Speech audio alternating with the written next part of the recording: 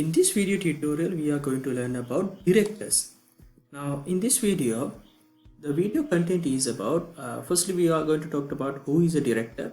Then we are going to talk about qualifications, appointment, removal of directors, and finally, we are going to learn about powers of directors and duties of directors. So when it comes to these lesson contents, duties of directors are very important, and most probably there will be a question based on directors' duties. Okay.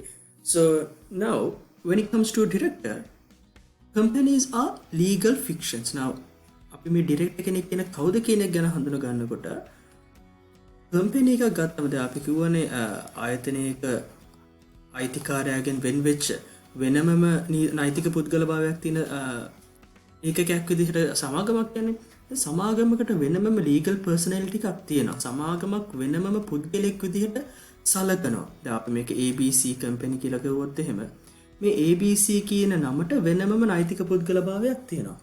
හැබැයි මේ සමාගමේ නමින් වෙනම නමකින් උනාට ABC සමාගම නමින් වැඩ කටයුතු කරන්නට සමාගමට හැකියාවක් නැහැ. මොකද මේක නැචරල් පර්සන් කෙනෙක් නොවන නිසා. නැචරලි ලෙයරට කටයුතු වලට එළඹෙන්න බෑ. කොන්ට්‍රැක්ට් එකකට එළඹෙන්න බෑ. තවත් පුද්ගලයෙක් විතර නෙගෝෂියේෂන්ස් කරන්නට බෑ. එම්ප්ලොයිස්ලව රික්‍රූට් කරගන්නට බෑ. මේ හැම දෙයකම කම්පැනි එකට සිද්ධ වෙනවා on behalf of the company. තමා වෙනුවෙන් තමාගේ legal personality එක වෙනුවෙන් තවත් පුද්ගලෙක්ට authority එක දෙන්න මා වෙනුවෙන් මෙන්න මේ කටයුත්ත කරන්න කියලා. අන්න ඒ විදිහට සමාගමක් විසින් සමාගමේ නම වෙනුවෙන් වැඩ කරන්න කියලා බලය ලබා දෙන පුද්ගලයන්ට තමයි අපි කියන්නේ ඩිරෙක්ටර්ස්ලා කියලා. දැන් සමාගමට තනියෙන් මේ වැඩේ කරන්න බැරි නිසා සමාගම මොකද කරන්නේ? They ask someone else, they given the authority to someone else to act on behalf of the company.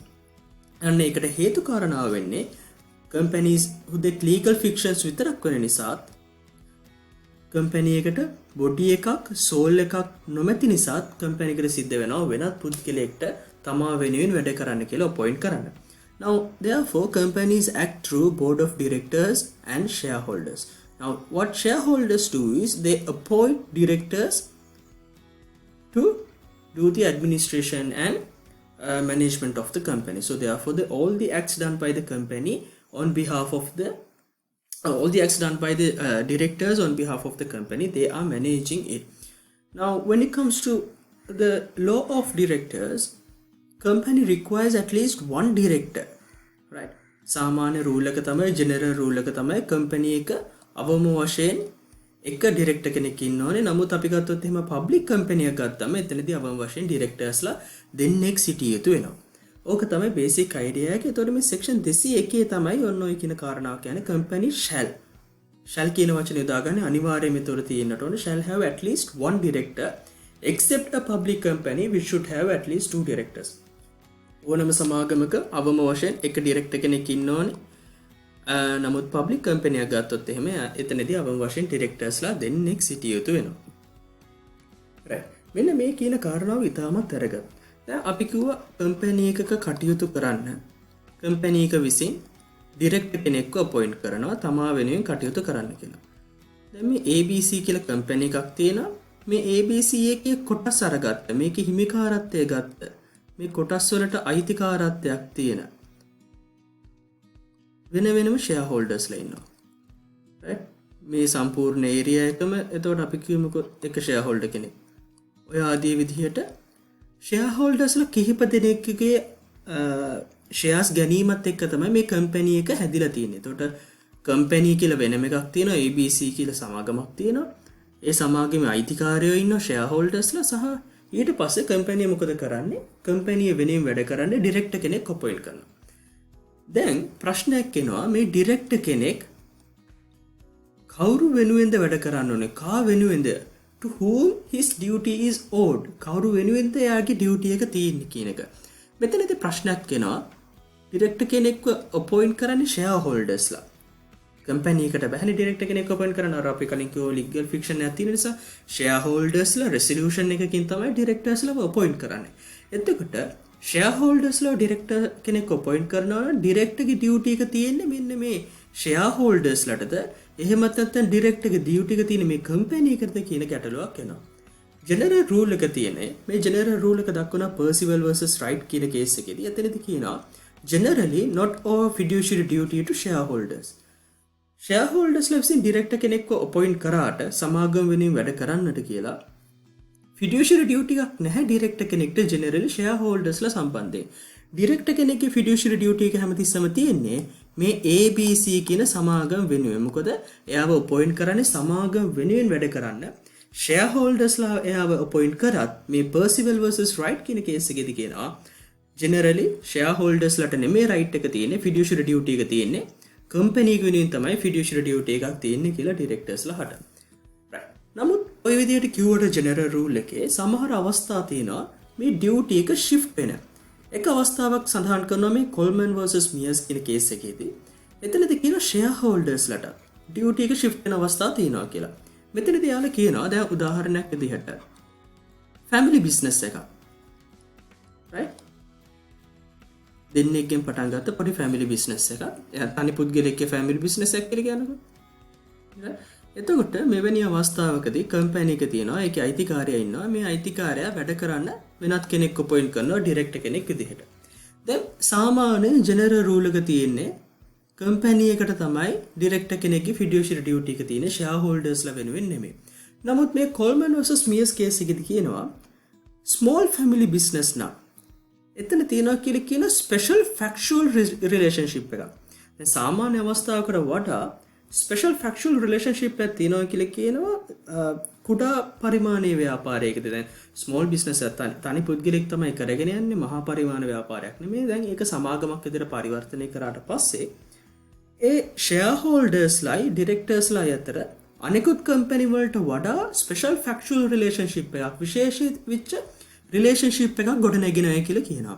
අන්න ඒ හේතුව නිසා එවැනි අවස්ථාවකදී ද උදාහරණයක් විදිහට small family business එකක් වගේ අවස්ථාවලදී ඩිරෙක්ටර්ගේ ඩියුටි එක කම්පැනි එකට නෙමේ shareholdersලට shift වෙනවායි කියලා මෙන්න මේ Coleman versus Mears case එකේදී කියනවා. එතකොට ඩියුටි එක shift වෙන එක අවස්ථාවක් තමයි in small family businesses directors duty shift from company towards its shareholders. එතකොට ඩියුටි එක ඕඩ් වෙන්නේ shareholdersලා වෙනුවෙන්. ඊළඟට මේ Ray Welfare Engineers Limited එකේදී කියනවා මේකෙදී කියනවා ඩියුටි එක ඕඩ් වෙනවා කියලා කියන එම්ප්ලොයිස්ලට. දැන් මෙතනදී කාරණා වෙන්නේ කම්පැනි එක එක්තරා තීරණයක් ගන්නකොට දැන් ඩිරෙක්ටර්ස්ලා කම්පැනි එකේ තීරණයක් ගන්නට යනවා. ඒ ඩිසිෂන් මේකින් එකේදී එයාලා සාමාන්‍යයෙන් කන්සිඩර් කරන්න ඕනේ බිස්නස් එකේ යහපත. How it would be benefit the company, they have to look at to the interest of the company. right? Company එකේ ඉන්ට්‍රස්ට් එක තමයි බලන්න ඕනේ. නමුත් මෙතනදී ඩිරෙක්ටර්ස්ලා බලනවා මේ කම්පැනි එකේ වැඩ කරන සේවකයන්ගේ ඉන්ට්‍රස්ට් එක. මේකේ වැඩ කරන සේවකයන්ට මෙන්න මේ ඩිසිෂන් එකෙන් කොහොමද ඇෆෙක්ට් වෙන්නේ? අන්න ඒක මත පදනම් වෙලා එයාලගේ ඩියුටි එක ඒක මත පදනම් වෙලා ඩිසිෂන් එක ගන්නවා. එතනදී ප්‍රශ්නයක් ඇති වෙනවා whether directors has breached the fiduciary duty because the general rule is they have the fiduciary towards the company not towards the employees. So if they are making the decision based on the interest of the employees, then they argue that they have breached, the directors have breached the fiduciary duty but not taking the interest of the company. But court held that it is not a breach of fiduciary duty. In certain instances, directors can take employees' interest into consideration. Therefore, even though the general rule says company directors has a fiduciary duty to directors has a fiduciary duty to the company, in certain instances that duty shift towards the other stakeholders as well. For example, when it comes to a small business, small family businesses, the director's duty shift to the shareholders, not to the company. And also in certain instances, depend on the circumstances of the case, sometimes director's duty may shift towards the employees as well. එන්න ඔය කියන කාරණාවන් ටික තමයි ඩිරෙක්ටර්ගේ duty එක කොහොමද ඕ වෙන්නේ කියලා කතා කරන්නකර අපිට දැනගන්නට තියෙන්නේ. right ඊළඟට අපි කතා කරන්න යන්නේ ඩිරෙක්ටර්ස්ලට තියෙන ඩියුටිස් මොනවද කියලා. මේක ඉතාමත් විශේෂ පාඩමක්. මේක බොහෝ අවස්ථාවලදී විභාගයේදී ඔයාලගෙන් ප්‍රශ්න කරන ඒරියා එකක්. Section 187 කියනවා ඩිරෙක්ටර් කෙනෙක්ට ඩියුටි එකක් තියෙනවා act in good faith and in the interest of the company. අර අපි කලින් කිව්වාගේ ජෙනරල් රූල් එක වගේම තමයි සාමාන්‍ය ඩිරෙක්ටර් කෙනෙක් හැමතිස්සෙම good faith එකෙන් යහපත් චේතනාවෙන් කටයුතු කරන්න ඕනේ. ඒ වගේම කරන හැම ක්‍රියාවක්ම එයාලගේ ඉන්ට්‍රස්ට් එක වෙනුවෙන් නෙමෙයි, වෙනත් අයගේ ඉන්ට්‍රස්ට් එකක් වෙනුවෙන් නෙමෙයි, හැම විටම good faith එකෙන් වැඩ කරන්න ඕනේ in the interest of the company. ආයතනයේ යහපත වෙනුවෙන් තමයි කටයුතු කරන්නට ඕනේ. හැබැයි මේකට exception එකක් තියෙනවා. Director who is wholly owned subsidiary of another company may permit to act contrary to section 187 if permitted by articles. දැන් මොකද්ද මේ කියන්නේ? Director who is wholly owned subsidiary of another company. දැන් එවැනි අවස්ථාවකදී යම්කිසි ඩිරෙක්ටර් කෙනෙක් වෙනත් සබ්සිඩයිරි ආයතනයක් අපි මේක මෙහෙම හිතමුකෝ.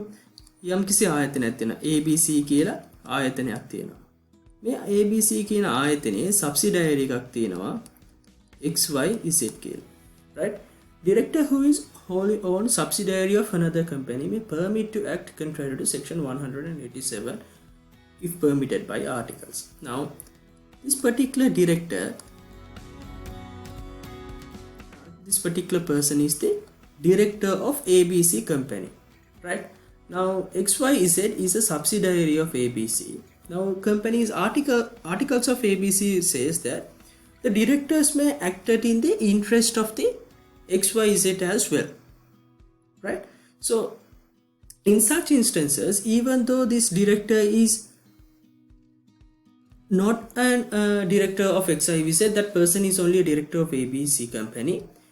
Even though in such instances, this particular director can take the actions based on the interest of the XYZ without taking consideration of the interest of the ABC, and that is not a violation of section 187. It is not a breach of fiduciary duty of the directors, right? ABC company ke director කෙනෙක් තමයි මේ පුද්ගලයා. හැබැයි ABC company එකේ subsidiary company එකක් තමයි XYZ කියන්නේ. එතකොට සාමාන්‍යයෙන් ඩිරෙක්ටර් කෙනෙක්ගේ ඩියුටි එක තියෙන්නේ 187 යටතේදී මේ කම්පැනි එකේ ඉන්ට්‍රස්ට් එක වෙනුවෙන් කටයුතු කරන්න. හැබැයි සබ්සිඩයිරි කම්පැනි එකේ ඉන්ට්‍රස්ට් එක වෙනුවෙන් කටයුතු කරොත් යම්කිසි අවස්ථාවකදී මේ ඩිරෙක්ටර් එයා මේ XYZ කම්පැනි එකේ ඩිරෙක්ටර් කෙනෙක් නොවුනත් ඒක වයලේෂන් එකක් වෙන්නේ නැහැ. මොකද එතනදී දැන් ABC කම්පැනි එකේ සබ්සිඩයිරියක් විදිහට XYZ කටයුතු කරන නිසා section 87 යටතේදී ඒක ඩිරෙක්ටර්ගේ ඩියුටි එකක් වයලේට් කිරීමක් නෙමෙයි. ඊට පස්සේ section 188 කියනවා දැන් මුලින්ම කිව්වා good faith එකෙන් කරන්න ඕනේ, ඒ වගේම company කේ interest එක වෙනුවෙන් කටයුතු කරන්න ඕනේ. section 188 න් කියනවා director has a duty to comply with the acts and company articles. director කෙනෙක් හැමතිස්සෙම company act එකටත් ඒ වගේම company එකේ සටහන් කරලා තියෙන articles of association එකටත් අනුව කටයුතු කරන්න ඕනේ. එයා ඒවට අනුගත වෙන්න ඕනේ, comply වෙන්නට ඕනේ කියලා section 188 සඳහන් කරනවා. Section 189 කියන directors duty එක තමයි directors standard of care, right? මොකද මේ standard of care කියන්නේ? Director shall not act in a manner reckless or grossly negligent and exercise degree of skill and care may reasonably expect in the same level of knowledge and experience. දැන් මෙතනදී කාරණා දෙකක් තියෙනවා. එකක් තමයි director කෙනෙක් recklessly කටයුතු කරන්න බෑ. ඩිරෙක්ටර් කෙනෙක් grossly negligent විදිහට කටයුතු කරන්න බෑ. අපරීක්ෂාකාරී විදිහට කටයුතු කරන්න බෑ. ඒ වගේම නොසිලකිලිමත්ව කටයුතු කරන්නටත් බෑ. එයාගේ standard of care එක කොයි වගේ හැමතිස්සම කටයුතු කරනකොට කොයි වගේ standard එකක් maintain කරගන්න ඕනේද කියන එක සම්බන්ධයෙන් කියනකොට එක නොසිලකිලිමත් වෙන්න බෑ. ඒ වගේම අපරීක්ෂාකාරී වෙන්න බෑ. ඒ වගේම නොසිලකිලිමත් වෙන්න බෑ කියලා කියනවා. ඒ වගේම එහෙම වෙලා හරියන්නේත් නැහැ. දැන් අපි මෙන්න මේ වගේ උදාහරණයක් ගමුකෝ. සමාගමක ප්‍රශ්නයක් ඇති වෙනවා. ඒ සමාගමේ ඩිරෙක්ටර් විසින් ගන්නා ලද යම්කිසි තීරණයක් සම්බන්ධයෙන්. ඒ ඩිරෙක්ටර් විසින් යම්කිසි කොන්ට්‍රැක්ට් එකකට එළඹෙනවා. මේ කොන්ට්‍රැක්ට් එකට එළඹුණාට පස්සේ උන් දැනගන්නවා මේ කොන්ට්‍රැක්ට් එකේ තියෙන එක්තරා ටර්ම් එකක් නිසා, එහෙමත් නැත්නම් සිද්ධ වෙච්ච නෙගෝෂියේෂන් එකේ ප්‍රශ්නයක් නිසා මේ කම්පැනි එකට ලොකු ලොස් එකක් ඇති වුණා කියලා. දැන් මෙතනදී ප්‍රශ්නයක් ඇති වෙනවා. මේ ඩිරෙක්ටර් විසින් මේ කොන්ට්‍රැක්ට් එකට එළඹෙනකොට company එක වෙනුවෙන් කළ යුතු ඒ standard of care එක necessary standard of care එක එයා කරාද කියලා. දැන් මෙයා director කෙනෙක් කළ යුතු දේ හරියට කරන්නේ නැති නිසා, තිබුණු දෙයක් හරියට කරපු නැති නිසාද මේ company එකට loss එක වුණේ කියලා හඳුනා ගන්නට වෙනවා. අන්න එවැනි අවස්ථාවකදී මේක හොයන්නේ මුලින්ම බලනවා මේ contract එකේ term එක නොදක හිටීම. එහෙමත් නැත්නම් මේ කොන්ට්‍රැක්ට් එකේ ටර්ම් එක මෙයා නොසලකිලිමත්කම නිසා නොදැක්කාද? එහෙමත් නැත්නම් මෙයාගේ අපරීක්ෂාකාරීත්වය නිසා නොදැක්කාද කියලා මුලින් බලන්නට ඕනේ. එහෙම රෙක්ලස් එකක් නිසාවත් නෙග්ලිජන්ට් එකක්වත් නැත්නම් ඊළඟට බලනවා සාමාන්‍යයෙන් දැන් මේ අපි කියමුකෝ මේ පුද්ගලයා මේ කම්පැනි එකේ අවුරුදු 10ක් විතර ඉන්න ඩිරෙක්ටර් කෙනෙක් කියලා. අවුරුදු 10ක කාලයක් ඩිරෙක්ටර් කෙනෙක් විදිහට වැඩ කරපු පුද්ගලයෙක් ඒ ලෙවල් එකේ ඉන්න තවත් ඒ සමාන ඩිරෙක්ටර් කෙනෙක් මේ අවස්ථාවේදී ගන්නා ක්‍රියාමාර්ග මේ ඩිරෙක්ටර් අරන් තියනවද බලලා අන්න ඒ විදිහට රීසනබල් ඩිරෙක්ටර් කෙනෙක් ඒ සමාන ලෙවල් එකක තියෙන නොලෙජ් එකක් සමාන ලෙවල් එකේ එක්ස්පීරියන්ස් එකක් තියෙන කෙනෙක් මේ ටර්ම් එක දකින්නට අවකාශ තිබුණා නම් දැක ගන්නට තිබුණා නම් එහෙම දැක ගන්න තිබුණු අවස්ථාවේදී අපේ කම්පැනි එකේ ඩිරෙක්ටර් මේ දේ දැක්කේ නැත්නම් අන්න එවැනි අවස්ථාවකදී මෙයා ස්ටෑන්ඩඩ් ඔෆ් කෙයා එකක් හරියට කරලා නැහැ මෙයා වයලේෂන් ඔෆ් සෙක්ෂන් 189 වෙනවා. දැන් මම කීප එක මම ආයෙ පාරක් ඔයාලට කියන්නම් ඒක පැහැදිලි කරන්න. දැන් අපේ කම්පැනි එකේ ඉන්න ඩිරෙක්ටර් කෙනෙක් අවුරුදු 10ක එක්ස්පීරියන්ස් එකක් තියෙන රයිට් අපි කියමුකෝ MBA එකක් තියෙන ඔය ආදී විදිහට බිස්නස් ඇඩ්මිනිස්ට්‍රේෂන් සම්බන්ධ මාස්ටර් එකක් තියෙන ඔහොම පුද්ගලයෙක් ඉන්නවා. දැන් ඒ හා සමාන අවුරුදු 10ක එක්ස්පීරියන්ස් එකක් තියෙන MBA එකක් තියෙන අපේ කම්පැනි එකේ ඩිරෙක්ටර්ට සමාන same level of knowledge and experience තියෙන පුද්ගලයෙක් කොන්ට්‍රැක්ට් එකක් බලනකොට ඒ කොන්ට්‍රැක්ට් එකේ ටර්ම්ස් කියවගෙන යනකොට එයාට හඳුනා ගන්න පුළුවන් නම් ආරයිට් මෙන්න මේ කොන්ට්‍රැක්ට් එක අපිට හොඳ නැහැ මේ කොන්ට්‍රැක්ට් එකට ලැබුණොත් එහෙම අපේ කම්පැනි එකට ලොස් එකක් වෙනවයි කියලා එයා හඳුනා ගන්නවා නම් if එවැනි අවස්ථාවකදී එයා මොකද කරන්නේ මේ ටර්ම් එක අයින් කරන්නයි කියලා ඩිසයිඩ් කරනවා එහෙම නැත්නම් එයාගේ ඔපිනියන් එක දෙනවා මේ ටර්ම් එක අපි කොන්ට්‍රැක්ට් එකට ලැබෙන්නට ඕනේ නැහැ අපි ලැබෙන්නේ නැහැ කියන මතේ ඉන්නට ඕනේ දැන් same level of knowledge and experience අපේ කම්පැනි එකේ ඩිරෙක්ටර්ටම සමාන දැනුමක් සමාන knowledge එකක් තියෙන පුද්ගලයෙක් reasonably expect කරන්න පුළුවන් එහා සමාන වෙන පුද්ගලයෙක් මෙතනදී කටයුතු කරපු ක්‍රමවේදයක් තිබුණානේ exercise degree of skill and care එයා ඒක දිහා හොඳට බැලුවා එයා ඒක හඳුනාගත්තා එයා ඒ නිසා කොන්ට්‍රැක්ට් එක ලැබුණේ නැහැ අන්න ඒ විදිහට අපේ ඩිරෙක්ටර් කටයුතු කරලා නැත්නම් අන්න එතනදී කියනවා that person has acted contrary to the standard of care. මේ standard of care කියන එක තමයි මෙන්න මේ විදිහට කියන්නේ සාමාන්‍යයෙන් ඒ qualification එක තියෙන ඒ දැනුම තියෙන වෙනත් පුද්ගලයෙකු ඒ අවස්ථාවේදී කළ යුතු තිබුණු දේ අපේ ඩිරෙක්ටර් කළා නැත්නම් අන්න ඒක standard of care එකක් violate කිරීමක් කියලා කියනවා. ඒ කාරණාව අපේ ඩිරෙක්ටර් කරලා නම් අන්න එතනදී standard of care එක ආරක්ෂා කළා තමයි කියන්නේ. ඔන්න ඕක තමයි section 189 සඳහන් කරන්නේ.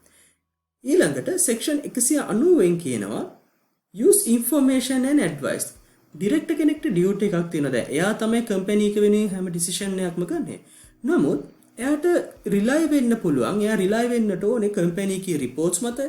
කම්පැනි එකේ ඉන්ෆෝමේෂන් ප්‍රොවයිඩ් කරනවා නම් කිසි එම්ප්ලොයි කෙනෙක්, ප්‍රොෆෙෂනල් එක්ස්පර්ට් කෙනෙක්, අනිකුත් ඩිරෙක්ටර්ස්ලා අන්නේ ඉන්ෆෝමේෂන් සහ මේ කම්පැනි එකේ තියෙන රිපෝට්ස්, ඇනුවල් රිපෝට්ස්, පරණ තියෙන ඔඩිට් රිපෝට්ස් මන්න මේ ඒ රිපෝට්ස් වලින් ගන්න ඒ ඉන්ෆෝමේෂන් මත එයා රිලයි වෙන්න ඕනේ කියලා කියනවා. ඒ වගේම වෙනත් පුද්ගලයෙකු ඇඩ්වයිස් එකක් දුන්නොත් ඒව මත රිලයි වෙන්නට ඕනේ කියලා කියනවා. ඩිරෙක්ටර් කෙනෙක් තමාගේ ඩියුටි එක එහෙමත් නැත්නම් ඩිරෙක්ටර් කෙනෙක් තමාගේ පර්ෆෝමන්ස් එක කරනකොට. section 192 තාමත් වැදගත්. මේකත් ප්‍රශ්න පත්‍රවලදී අහලා තියෙන ඒරියා එකක්. disclosure of interest.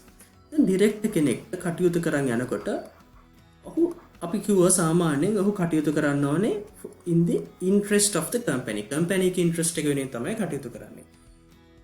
හැබැයි සමහර අවස්ථාවලදී යම්කිසි transactions වලට එළඹෙනකොට මේ ඩිරෙක්ටර්ට ඒ transaction සම්බන්ධයෙන් personal interest තියෙන්න පුළුවන්. දැන් උදාහරණයක් විදිහට කම්පැනි එකට අවශ්‍ය වෙන තවත් ගොඩනැගිල්ලක් මිලදී ගන්න. අපි කියනක ෆ්ලැට් එකක් මිලදී ගන්න හදනවා කියලා.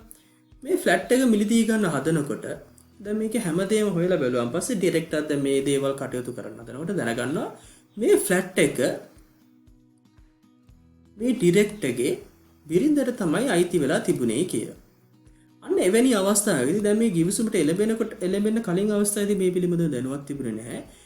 after becoming aware of the interest මේ පිළිබඳව දැනුවත් වෙච්ච අවස්ථාවේදී මේ transaction එක කම්පැනි එකත් එක්ක වෙන transaction එක දැනුවත් වෙන අවස්ථාවේදී ඩිරෙක්ටර්ට ඩියුටි එකක් තියෙනවා enter it into the interest registry. Company එකේ තියෙන interest register එකක්. එකෙක් පුද්ගලයාගේ ඩිරෙක්ටර්ස්ලට යම්කිසි ඉන්ට්‍රස්ට් එකක් තියෙනවා නම් යම් කම්පැනි එකේ ට්‍රාන්සැක්ෂන් සම්බන්ධයෙන් අන්න ඒ දේවල් දක්වන්න තියෙන ඩොකියුමන්ට් එකක් තියෙනවා. මේ ඩොකියුමන්ට් එකේ මේ රෙජිස්ටර් එකේ මේ අදාළ ඩිරෙක්ටර් විසින් ඉඩම මිලදී ගැනීම සම්බන්ධයෙන් වයිෆ්ට තියෙන ඉන්ට්‍රස්ට් එක එහෙමත් වුණා එතකොට එයාට මේ කම්පැනි එක සම්බන්ධ ඉන්ට්‍රස්ට් එකක් ඇති වෙන එක මේ ඩොකියුමන්ට් එකේ දක්වන්නට ඕනේ. දෙවෙනි කාරණාව තමයි එයා ඩිස්ක්ලෝස් කරන්න ඕනේ to the board of directors the nature and extent of the interest. එතකොට මෙයා මෙන්න මේ කාරණාව හරියට ඩිස්ක්ලෝස් කරන්න ඕනේ මෙන්න මෙහෙමයි. කම්පැනි එකේ අවශ්‍යතාව මත පදනම් වෙලා කම්පැනි එක මෙන්න මෙහෙම බිල්ඩින් එකක් ගන්න තීරණය කළා තියෙනවා.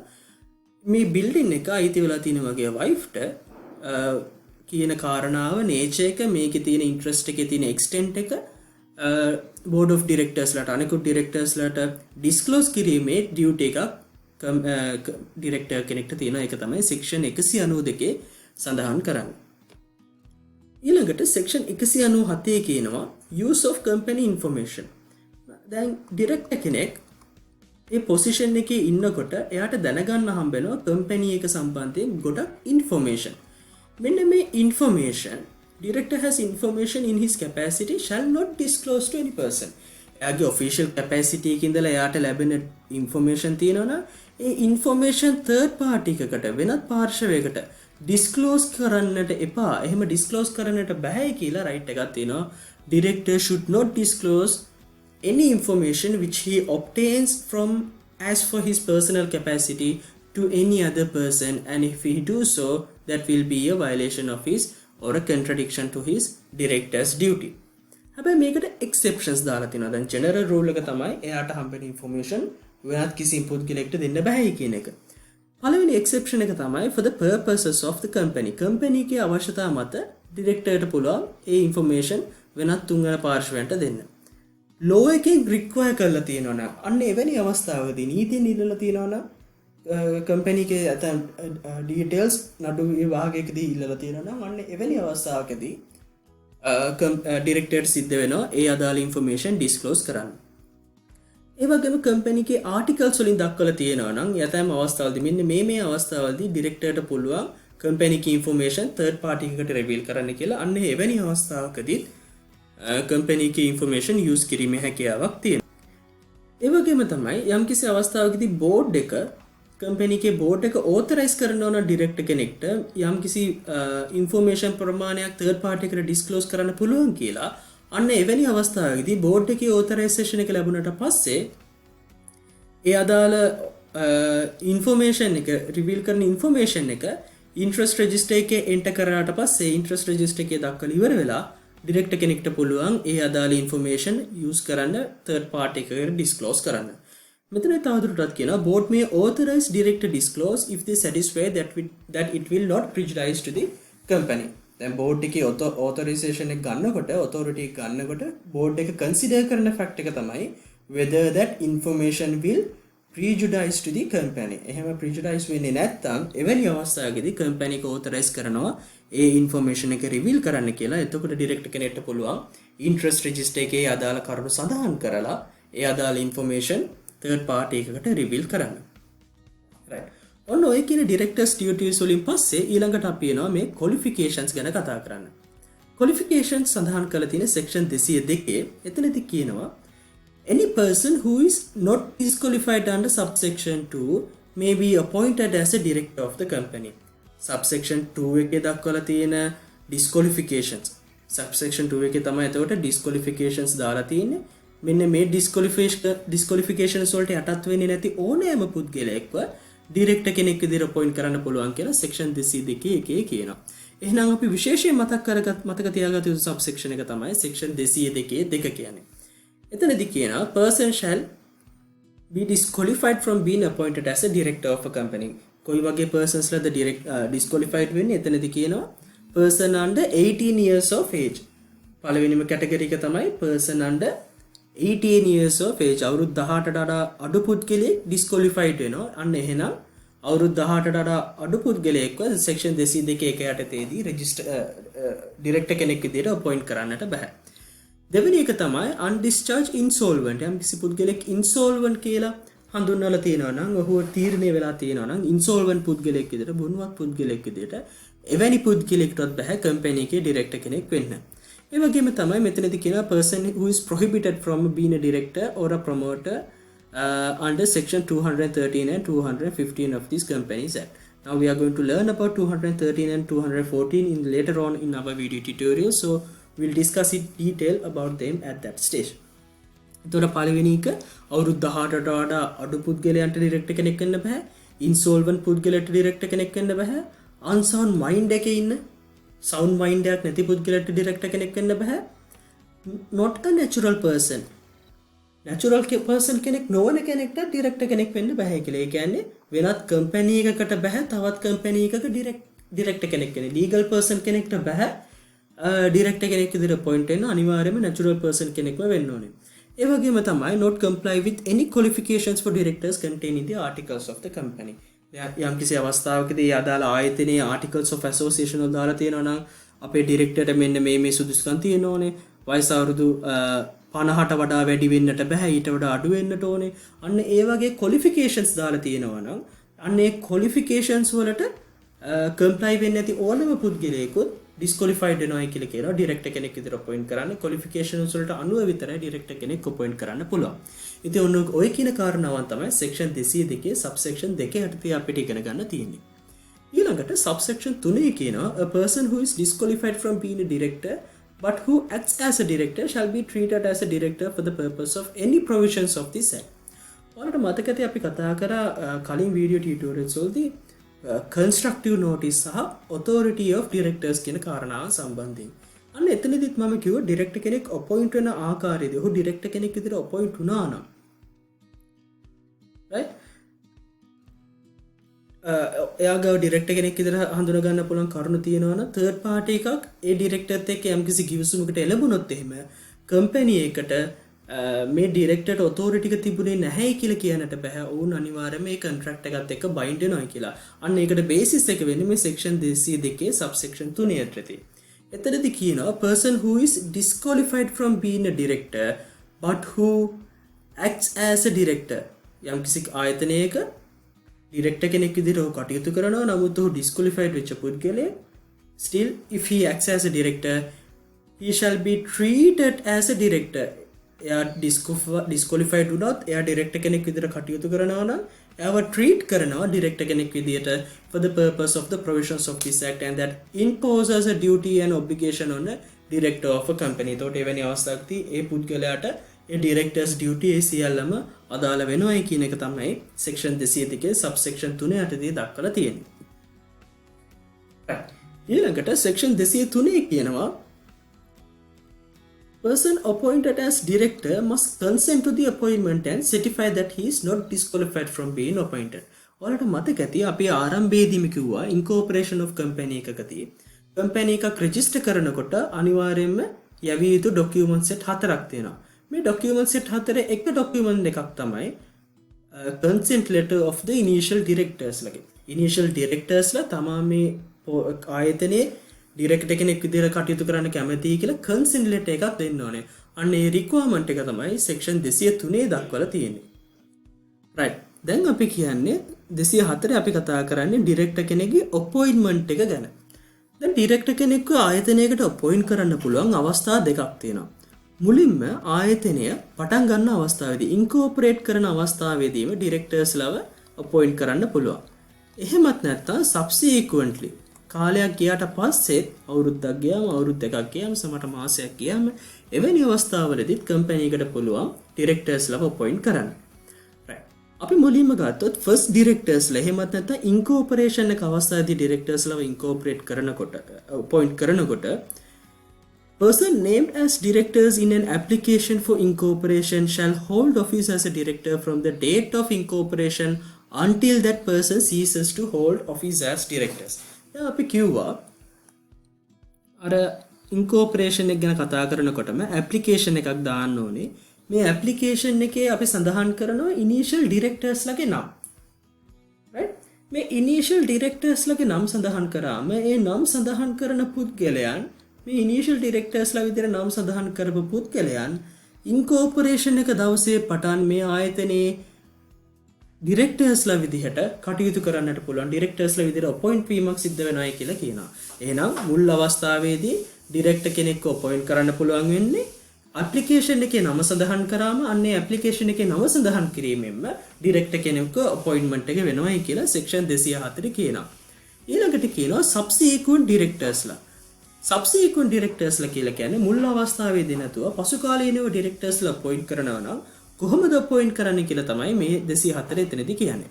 දැන් ඉන්කෝපරේට් කරන්න එකපාරයිනේ ඉන්කෝපරේට් කරාට පස්සේ කාලයක් ගියාට පස්සේ ආයෙ අලුතින් ඩිරෙක්ටර් කෙනෙක් අපොයින්ට් කරන්න ඕන නම් එවැනි අවස්ථාවකදී කම්පැනි එකට පුරන් ඩිරෙක්ටර් කෙනෙක් අපොයින්ට් කරන්න by passing an ordinary resolution.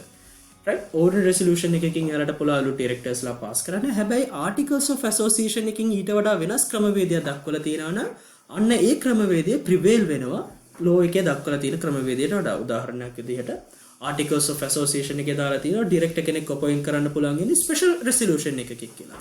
අන්න එහෙම දක්වලා තියෙනවා නම් section 204 ordinary resolution එකකින් ඩිරෙක්ටර් කෙනෙක් අපොයින්ට් කරන්න පුළුවන් කියලා තිබුණත් ඒ law එක නෙමෙයි prevail වෙන්නේ article එකේ දක්වලා තියෙන දේ තමයි prevail වෙන්නේ. අන්න එහෙනම් company එකට ඩිරෙක්ටර් කෙනෙක් අපොයින්ට් කරන්න පුළුවන් ඉන්නේ special resolution එකකින්. නමුත් ආටිකල්ස් වලදී මේ විශේෂිතව කරුණක් දක්වලා නැත්නම් එවැනි අවස්ථාවකදී ඩිරෙක්ටර් කෙනෙක් අපොයින්ට් කරන්න පුළුවන් ඕඩිනරි රෙසොලියුෂන් එකකින්. ඕක තමයි එතකොට මුල් අවස්ථාවේදී ඩිරෙක්ටර්ස්ලා අපොයින්ට් කිරීමත් පසු කාලීනව සබ්සික්වෙන්ට්ලි ඩිරෙක්ටර්ස්ලාව අපොයින්ට් කිරීමත් ගැන කතා කරන්න තියෙනවා. And now we are moving for section 205. It says the formalities must be followed in appointment of director by resolution. මේක ටිකක් පටලැවිලි සහගත තත්ත්වයක්. නමුත් මේක සෙක්ෂන් එකේ තාම හොඳින් කියවොත් එහෙම ඔයාලට මේක පැහැදිලි කරගන්න පුළුවන්. දැන් අපි මේ සබ්සික්වෙන්ට්ලි ඩිරෙක්ටර්ස්ලා අපොයින්ට් කරගන්නකොට රෙසොලියුෂන් එක පාස් කරලා දැන් රෙසොලියුෂන් එක අපි පාස් කරන්න ඕනේ. අපි උදාහරණයක් විදිහට ගමු ABC පෙරේරා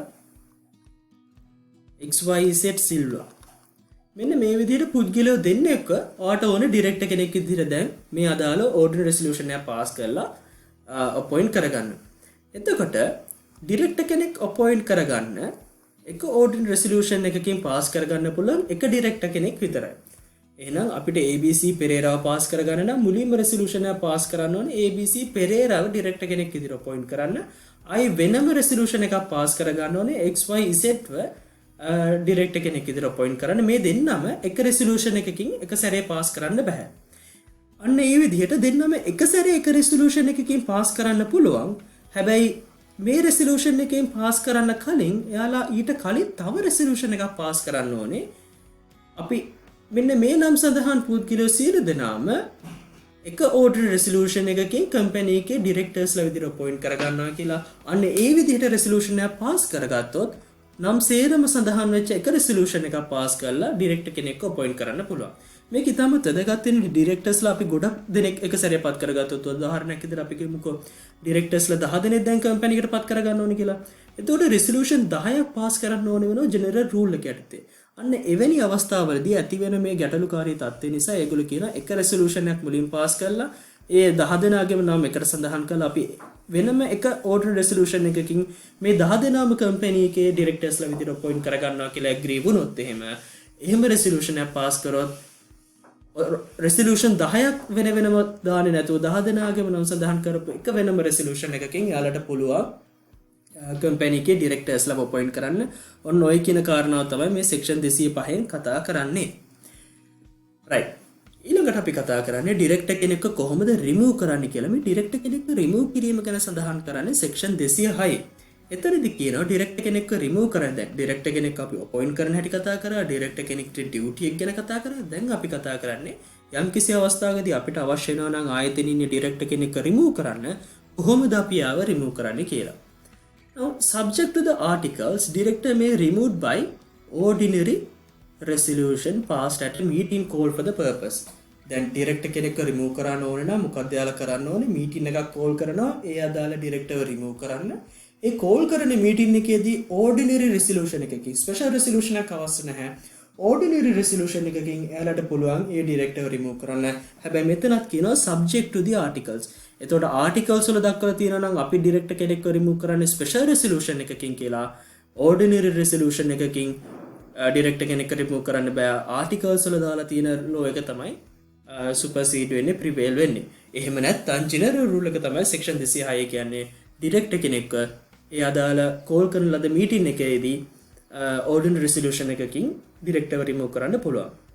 නමුත් මේ ප්‍රොසෙස් එක මෙතනින් ලේසි විදිහට ඉවර වෙන්නේ නැහැ. මෙතන පොඩි ප්‍රොසෙස් එකක් තියෙනවා අපිට කතා කරන්න. මේ නෝටිස් එක දෙනකොට notice calling the meeting shall state the purpose of the meeting is removal of the director. දැන් අපි ordinary resolution එක pass කරන්න නම් meeting එකක් call කරන්න ඕනේ. මේ meeting එක call කරන්න යවන notice එකේදී දැන්වීම සඳහන් කරන්න ඕනේ. අපි මේ meeting එක call කරන්නේ ABC පෙරේරාව remove කිරීම සඳහා resolution එක pass කර ගැනීම සඳහායි කියලා ඒ removal එක ඒ directorව remove කිරීමේ purpose එක මේ notice එකේ දක්වන්නට ඕනේ. Notice is given of an intended resolution to remove director and director concerns make representation within period of 14 days of such notice. දැන් මේ විදිහට notice එකක් යවුවට පස්සේ ABC පෙරේරාව මේ විදිහට ඉවත් කරන්න බලාපොරොත්තු වෙන directorට අවස්ථාවක් දෙන්නට ඕනේ representation එකක් කරන්න. එයා වෙනුවෙන් කරුණු කීමේ අවස්ථාවක් දෙන්න ඕනේ. මෙන්න මේ notice එක යවලා දවස් 14ක් ඇතුළතදී මෙයා representation එකක් කරන්නට ඕනේ. Such notice with a request send copies to all shareholders. දැන් එයා මොකද කරන්නේ? representation එකක් කරාම එයා representation එකක් කරාම company එකට මොකද්ද තියෙන වගකීම? company එක විසින් මේ representation එක ආයිෂ් සේරම shareholdersලත් අතර circulate කරන්න ඕනේ. එයාලා හැමෝටම මේ representation එක යවන්නට ඕනේ. ඔයාලට මතක ඇති අපි law වලදී basic part එකක් කියනවා hearing from both parties. පාර්ශ්ව දෙකෙන්ම කරුණු විමසන්න ඕනේ. දැන් ordinary resolution එකකින් යම්කිසි පුද්ගලයෙක් director කෙනෙක් විදිහට remove කරන්න හදනවා නම් company එකේ side එකකින් කියනවා වගේම මෙන්න මේ අදාළ පුද්ගලව අපි remove කරන්න බලාපොරොත්තු වෙන්නේ කියලා. ඒ remove කරන්න යන පුද්ගලයාටත් අවස්ථාව දෙන්න ඕනේ company එක විසින් මෙන්න මේ හේතු නිසා තමයි මාව අයින් කරන්න හදන්නේ කියලා එයාගේ පැත්තේ කතාව කියන්න.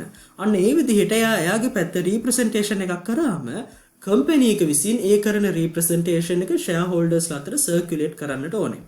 හැබැයි යම්කිසි අවස්ථාවකදී if the representations are not sent due to the company's default, company එක විසින් මග හැරියොත් එහෙම මේ representation යවන්නේ නැතුව voting එක කරන්න කලින් resolution එක pass කරන්න කලින් ඒ directorට අවස්ථාවක් දෙන්න ඕනේ require the representation to be read at the meeting. එතකොට එයාට කියන්න පුළුවන් හරි ඔයාලා circulate කරේ නැහැ. එහෙනම් ඔයාලා අනිවාර්යයෙන්ම resolution එක pass කරන්න කලින් මේ representation එක meeting එකේදී කියවන්නට ඕනේ. ඔන්න ওই කියන process එක follow කරාට පස්සේ තමයි ordinary resolution එක pass කරලා ඉවර වෙලා director කෙනෙක්ව remove කරන්න පුළුවන් වෙන්නේ. ඒ වගේම ඊට පස්සේ අපි කතා කරනවා 207 යටතේදී කොයි අවස්ථාවවලදීද ඩිරෙක්ටර් කෙනෙක් එයාගේ ඔෆිස් එකෙන් ඉවත් වෙන්නේ cease to hold the office. Now office of a director of a company shall be vacated if the director resigns, removed, disqualified or dies. මෙන්න මේ ප්‍රශ්නයත් පහුගිය ප්‍රශ්න පත්‍රවලදී අහලා තියෙනවා. හරිම ඩිරෙක්ට් ප්‍රශ්නයක් ඔයාලගෙන් කෙලින්ම අහලා තිබුණේ set out the instances where a director vacated his office or director ceases to hold office. So what you have to state is you have to state the instances where director will be vacate his office. Now if he resigns he will cease to hold his office. If he removed from the office like in the earlier time as for the section 206, if an ordinary resolution been passed and if he's been removed, in such instances also such directors cease to hold the office. And also if he disqualified, if he become insolvent, if he become unsound mind, so in such instances also such director cease to hold the office. And also if he dies also his possession will be vacated. So those are the instances set out in section 207. Now there is one important thing in subsection 2. It says director කෙනෙක් company එකකින් resign වෙනවා නම් right එයාට පුළුවන් written notice එකක් දීලා resignation එක සම්බන්ධයෙන් in writing notice එකක් දීලා ඒ in writing notice එක registered office එකට බාර දීමෙන් එයාට පුළුවන් ආයතනයෙන් resign වෙන්න right සරලවම ආයතනයක director කෙනෙක් නම් in writing වගේ resignation එක ආයතනයේ registered office එකට බාර දීලා ඔයාට පුළුවන් ආයතනයෙන් ඉවත් වෙන්න resign වෙන්න. හැබැයි යම්කිසි අවස්ථාවකදී right එතකොට මෙතන තව කාරණාවක් කියනවා මේ නෝටිස් එක දෙන දවස් ඉඳන්ම එයාගේ රිසිග්නේෂන් එක වුණායි කියලා. මේ වගේ මෙතන තව කාරණාවක් තියෙනවා. යම්කිසි අවස්ථාවකදී ආයතනයක ඩිරෙක්ටර් කෙනෙක් අයින් වුණාම ආයතනයේ කිසිම ඩිරෙක්ටර් කෙනෙක් නැති වෙනවා නම් ඉන්න එක ඩිරෙක්ටර් කෙනයි දැන්. මෙයාත් අයින් වුණොත් එම ආයතනයේ කිසිම ඩිරෙක්ටර් කෙනෙක් නැහැනේ. එහෙනම් එයාට එක සැරේට අයින් වෙන්න බෑ. එයා අලුත් කෙනෙක් එයාගේ තැනට අපොයින්ට් කරාට පස්සේ තමයි මේ ඩිරෙක්ටර්ට පුළුවන් මෙතනින් අයින් වෙන්න. එතකොට මේ කාරණාව වෙන්නේ එක්සෙප්ෂනල් අවස්ථාව. ආයතනයේ යම්කිසි පුද්ගලයෙක් රිසයින් වුණොත් එහෙම එතනදී තවදුරටත් ආයතනයේ කිසිම ඩිරෙක්ටර් කෙනෙක් නැත්තම් අලුත් ඩිරෙක්ටර් කෙනෙක් අපොයින්ට් කරනකම් පරණ ඩිරෙක්ටර්ට ඉවත් වීමේ හැකියාවක් නැහැ. හරි. ඔන්න ඔය කියන කාරණාට පස්සේ අවසාන වශයෙන් අපි ඉගෙන ගන්න යන්නේ මේ පවර්ස් කියන කාරණාව. ඩිරෙක්ටර්ස්ලාට තියෙන පවර්ස් මොනවද කියලා සෙක්ෂන් 184 දක්වලා තියෙනවා. එතනදී කියනවා subject to the provisions contained in the articles of a company, the business and affairs of company shall be managed and under the direction and supervision of the board of the company. මෙතනදී board කියන්නේ board of directors. එහෙමත් නැත්නම් directorsලා. company එකක business එක company එකේ affairs manage කරන්නේ, direct කරන්නේ, supervise කරන්නේ board of directors. ඒක තමයි යාලට තියෙන පළවෙනි power එක. දෙවෙනි power එක තමයි board of company shall have all the powers necessary for managing and directing the supervising the management of business and affairs of the company. පළවෙනි කාරණාව යාලට බලය තියෙනවා, යාලට powers තියෙනවා ආයතනයේ කටයුතු පාලනය කරන්න. ඒ වගේම දෙවෙනියට කියනවා ඒ ආයතනයේ කටයුතු පාලනය කරන්න අවශ්‍ය කරන හැම දෙයක්ම කිරීමේ බලයත් ඩිරෙක්ටර්ස්ලාට පවර්ලා තියෙනවා කියලා සෙක්ෂන් 184 දක්වලා තියෙනවා. ඉතින් ඔන්න ඔය කියන කාරණාවන් තමයි අපිට ඩිරෙක්ටර්ස් යටතේ කතා කරන්න තියෙන්නේ.